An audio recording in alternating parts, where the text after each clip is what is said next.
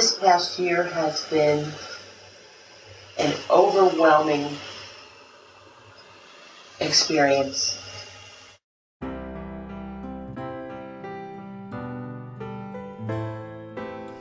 We knew we were taking a really big chance doing this. It was a huge fear of the unknown. To have no staff, to have really a very small group of volunteers, and to really take on a project like this was a leap of faith. And it turned out to be so much better than I could have ever dreamed or expected.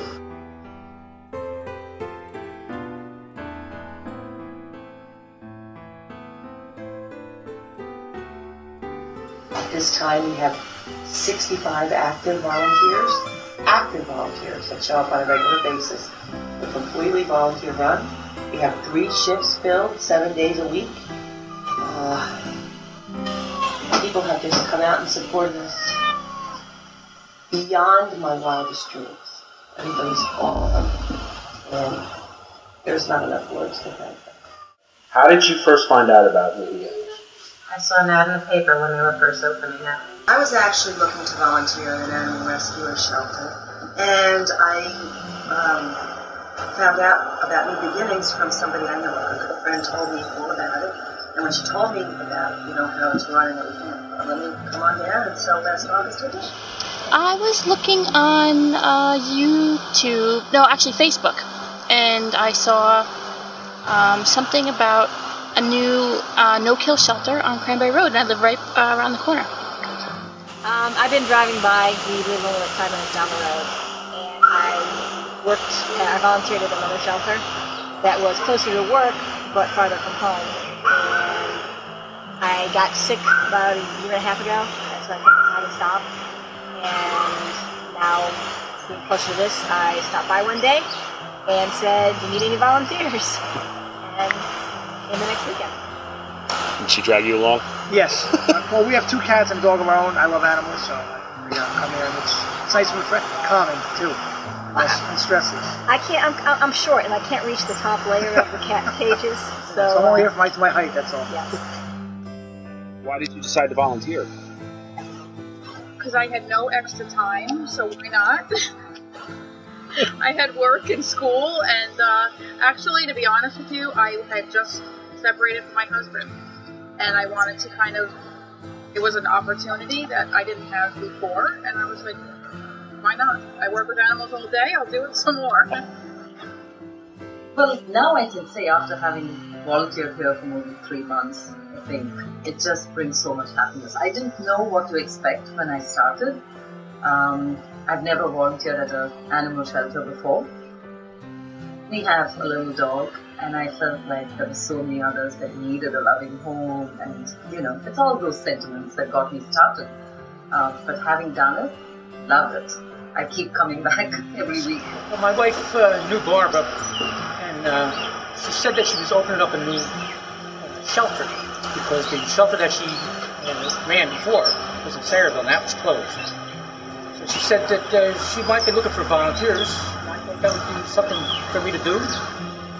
Spend some time doing something in my retired life. That's how I became involved. It was local, it was close, and I knew of them when they were in Sayreville, and always had an interest in volunteering.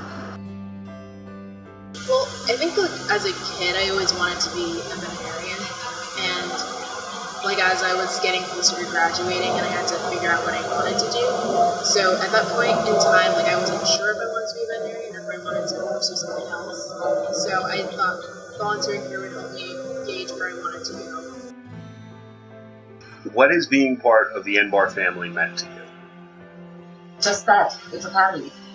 It's another family. I cannot, and I was just speaking with Barbara right now and telling her how much it means to come here and have a group of people talking to cats and dogs more than we talk to each other, and more than, and we have so much fun just discussing the cats and general things, and it's another family.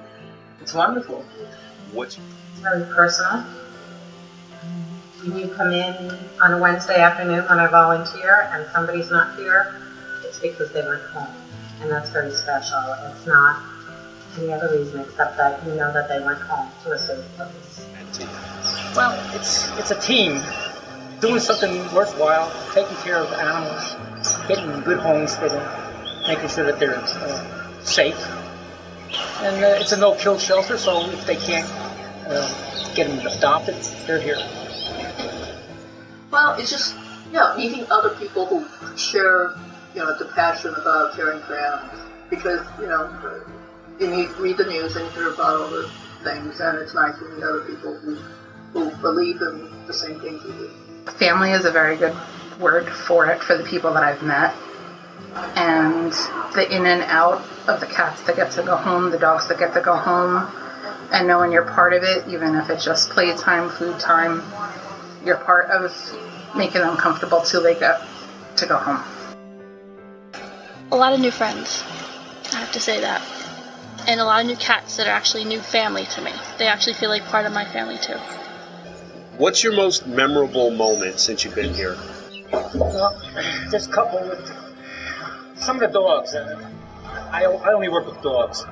But there was one dog here, and when he came in here, he was so afraid. He wouldn't respond, he just laid there. And I got him out and walked around, and then he opened up and he played, and he had a good time. And he was a really nice dog. I would have taken him home. Probably when both Macy and Twirly got adopted. That was great, because they were here from the beginning when I started. And seeing them, and they were kind of hard to place. Seeing them both get homes was fantastic. For me, it's got to be 2 weekends ago. One of the cats we were fostering, who was a doll. She would cuddle up with me when I was having a hard time, and somebody came to adopt her, and bringing her here and holding her right before the new owners showed up. The most memorable moment is sad. It was when Jerry Lee had passed away, the shepherd that we had, and it was very sad, and I don't think I came here the following week because I was just upset I couldn't come back, and we didn't have him for a long time, but at least he knew love. Everyone loved him, and I just remember playing with him and playing with the ball, and it was just great. I don't think maybe he's never played before, and he learned how to play. So that was memorable, even though it was, it was sad. I guess there was one time when there was a dog named Cookie. She came in. I think it was maybe her first night or her first day, and we were scanning her for microchips, and all the normal procedures that we do. And I remember that she ate a bunch of pizzas that were stacked on the counter. I know that a lot of the dogs have come from high kill shelters, and I don't believe in that. Which is what I learned as I continued to volunteer here.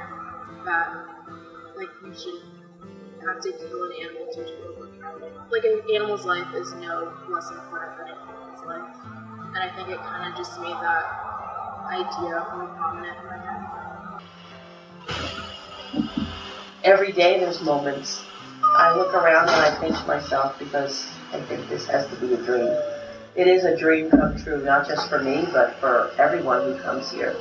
This is an unbelievable place. This is an incredible experience. Can't say enough about it. Just can't. If you could use only one word to describe New Beginnings, what would that word be? Love. Excellent.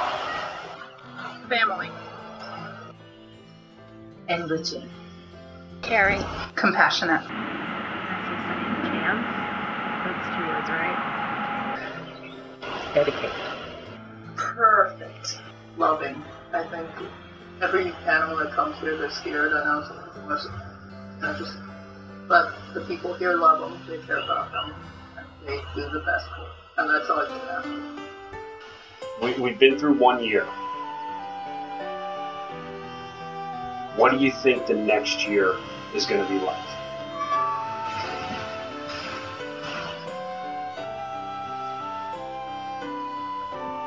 We have nowhere to go but up.